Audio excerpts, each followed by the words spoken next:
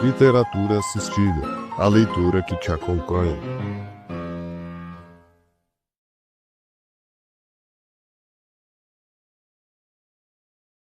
Prefácio sobre a arte da guerra, por Pedro Borek, Literatura assistida.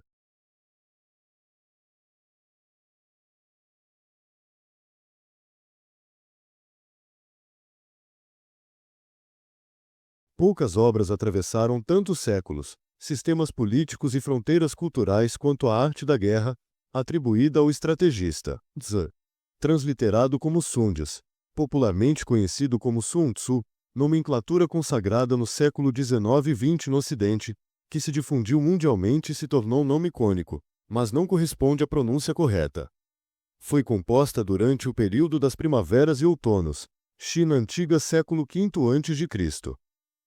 Embora conhecida como um tratado militar, sua longevidade não se deve apenas às prescrições táticas que orientaram generais e estadistas. O que preserva sua vitalidade é o fato de ser, antes de tudo, um texto sobre a ação humana em condições de incerteza, sobre a racionalidade diante do conflito e sobre como sociedades organizam, percebem e legitimam o uso da força. Ao observar a arte da guerra como cientista social, não analiso apenas como manual bélico, mas como documento de uma época em que a guerra era instituição central da vida política chinesa. A obra emerge num contexto de fragmentação e disputa intensa entre territórios, nos quais o exercício do poder dependia de capacidades logísticas, inteligência estratégica e, sobretudo, de uma burocracia capaz de medir, calcular e administrar. Sun Tzu articula uma lógica de governo baseada no conhecimento do inimigo, de si, do terreno e das circunstâncias. Essa ênfase no diagnóstico, na previsão e na adaptação revela uma mentalidade política que antecede, mas dialoga com tradições analíticas posteriores, das teorias da escolha racional aos estudos modernos de estratégia. Ao mesmo tempo, expõe a dimensão moral da liderança. A disciplina, a coesão social e a legitimidade da autoridade não são apenas condições militares, mas fenômenos sociológicos que definem a estabilidade, ou não, de qualquer ordem política. A economia do texto, conciso, quase aforístico, traduz uma forma de pensar a ação coletiva que privilegia a eficiência, a minimização de perdas e o domínio da informação. Não por acaso, sua recepção contemporânea ultrapassa o campo militar. Gestores, diplomatas, ativistas, analistas de risco e até artistas. É essa capacidade de deslocar a guerra do campo puramente militar para o campo das relações humanas que faz deste texto um clássico. Não apenas da estratégia, mas da reflexão sobre o comportamento social. Sun Tzu não escreveu apenas sobre batalhas, mas sobre estruturas, decisões e mundos sociais. Por isso a arte da guerra permanece, até hoje, uma chave interpretativa poderosa para compreender o conflito. Em todas as suas escalas, de sociedades antigas aos dilemas contemporâneos. A arte da guerra é um dos textos mais influentes da tradição intelectual chinesa e, paradoxalmente, um dos mais amplamente descontextualizados na modernidade. Uma leitura crítica cuidadosa revela tensões, limites e pressupostos históricos que muitas vezes desaparecem nas apropriações contemporâneas. Do ponto de vista das ciências sociais, a arte da guerra deve ser compreendida como produto de um período de intensificação da competição política entre estados chineses, um contexto em que a guerra se torna instituição central da organização social. A obra expressa a consolidação de uma tecnocracia militar burocrática, que dependia de cálculos, levantamentos topográficos, espionagem organizada e disciplina coletiva. Nesse sentido, o texto é menos um manual de guerra e mais um documento da racionalidade governamental emergente, na qual o poder se exerce pelo conhecimento sistemático e pelo controle do risco. Ao exaltar a eficiência, a dissimulação e a manipulação psicológica, Sun Tzu revela um modelo de ordem social profundamente hierárquico, no qual a massa, soldados, camponeses, súditos, aparecem sobretudo como recurso estratégico, não como sujeitos políticos. A excelência do general deriva da capacidade de mobilizar corpos, regular emoções e administrar vidas com precisão. Aqui, a leitura Foucaultiana torna-se inevitável. A arte da guerra participa do longo processo histórico de construção do que hoje chamaríamos de biopolítica, isto é, do governo da vida sob lógica de otimização e controle.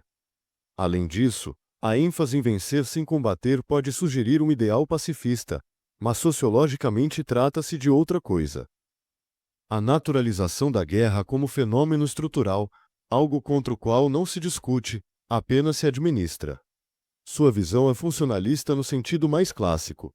O conflito é dado, permanente, e cabe aos líderes gerirem sua inevitabilidade com o máximo de racionalidade. Essa postura exclui perguntas éticas fundamentais sobre violência, desigualdade e legitimidade do poder. Questões que sociedades contemporâneas não podem ignorar. Por isso, embora o texto continue relevante para pensar estratégias em diferentes campos, é intelectualmente honesto reconhecer que ele carrega uma concepção de ordem social orientada por elites, reforçando a lógica da dominação de poucos escolhidos sobre as massas dominadas. Mas Sun Tzu realmente existiu? A historicidade de Sun Tzu, permanece tema de debate entre sinólogos. Uma corrente sustenta que Sun Tzu foi um estrategista real, ativo no estado de Wu por volta do século V a.C., citado brevemente em crônicas antigas como Jizu ou Jizua. E o documento Ti, que será transliterado como Shizi, composto por Achen, conhecido no Ocidente como Simaquia, no século II a.C. O Shizi é a primeira grande história unificada da China. Nele aparecem as biografias de Sun Wu e Sun Bin, que, embora breves e parcialmente lendárias, fixaram a tradição da escola do Sun na historiografia chinesa. Sun Tzu significa literalmente Mestre Sun.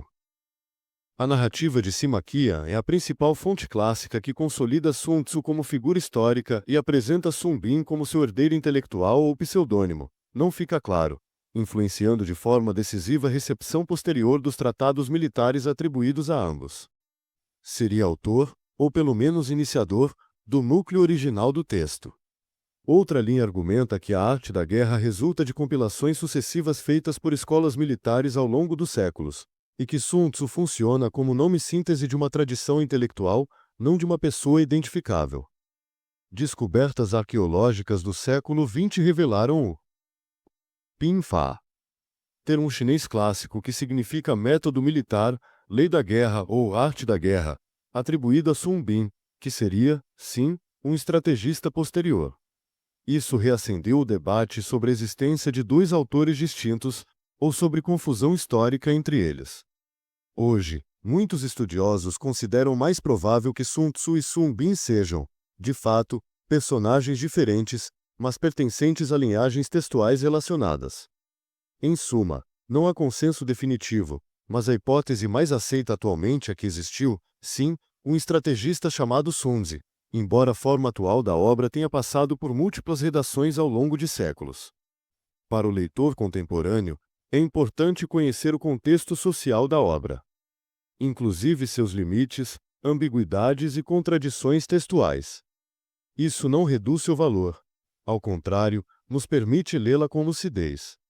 A arte da guerra é um clássico porque articula princípios estratégicos ainda úteis, mas também porque revela como as sociedades antigas pensavam o poder, a organização e o conflito.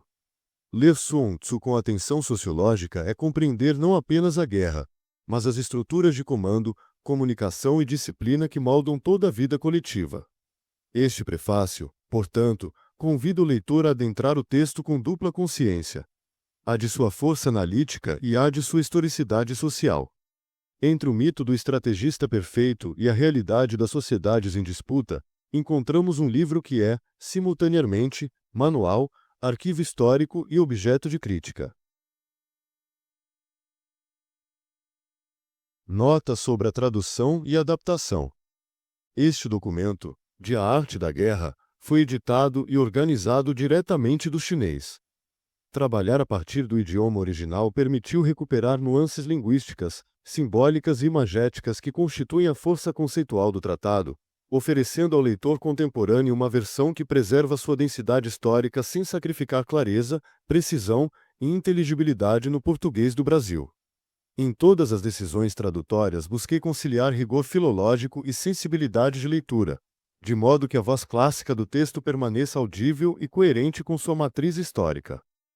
Adotei uma transliteração ajustada à fonética do português, algumas vezes diferente das convencionais ocidentais, visando aproximar a sonoridade do original à percepção do leitor brasileiro e, ao mesmo tempo, garantir rastreabilidade filológica. Na primeira ocorrência de nomes, próprios ou conceituais centrais, apresento o sinograma, acompanhado da transliteração adotada ou da tradução, quando há. Nas demais, utilizo apenas a forma transliterada ou traduzida, por critério de fluidez. As escolhas terminológicas e de transliteração foram orientadas pelo equilíbrio entre fidelidade etimológica, legibilidade contemporânea e adequação ao sentido comunicativo do texto clássico. O processo tradutório contou com o apoio de ferramentas digitais de processamento linguístico e análise textual, cuja utilização declaro com transparência. Trata-se de uma tradução assistida por máquina, mas realizada sob minha curadoria e responsabilidade editorial integral. As ferramentas funcionaram como instrumentos auxiliares, enquanto todas as decisões finais, lexicais, sintáticas e interpretativas, foram tomadas e ratificadas por mim. Onde foi necessária intervenção explicativa, esta aparece explicitada, seja em notas editoriais, seja como indicações discretas em itálico no corpo do texto, sempre sem alterar a integridade do tratado. Para tornar a obra inteligível a um público contemporâneo, procedi a adaptações pontuais, preservando ao máximo a força pragmática e o horizonte de sentido do original. Notas explicativas foram acrescentadas apenas quando o contexto histórico, cultural ou conceitual o exigia. Tais acréscimos são complementares e não substituem o texto original, funcionando como mediações para a leitura informada. Complementarmente, esta edição inclui, ao final de cada capítulo, notas editoriais de leitura sociológica, voltadas a contextualizar elementos estruturais do tratado, reflexões e problematizações. Como as noções de céu e terra, a figura do general, os princípios de comando, o estatuto da informação, a legitimidade do poder, estratégias de governança e modos de organização institucional. Mantive, sempre que pertinente, a simbologia chinesa e reflexão do seu sentido histórico-cultural, respeitando a materialidade magética do texto original. Essas notas operam como pontes entre o pensamento estratégico clássico e debates das ciências sociais contemporâneas, oferecendo categorias analíticas que ampliam o horizonte interpretativo do leitor sem pretensão de esgotar leituras possíveis. Pedro Borek, cientista social pela Unifesp, cofundador da Anacarbon e fundador do Literatura Assistida.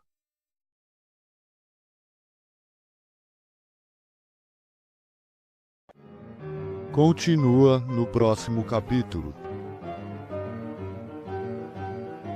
Deixe seu like, comente, compartilhe e inscreva-se. Colabore para manter esse projeto vivo. Envie um Pix escaneando o QR Code na tela. Você também pode apoiar nosso trabalho no Apoia-se. Link na descrição e no primeiro comentário fixado. Literatura Assistida.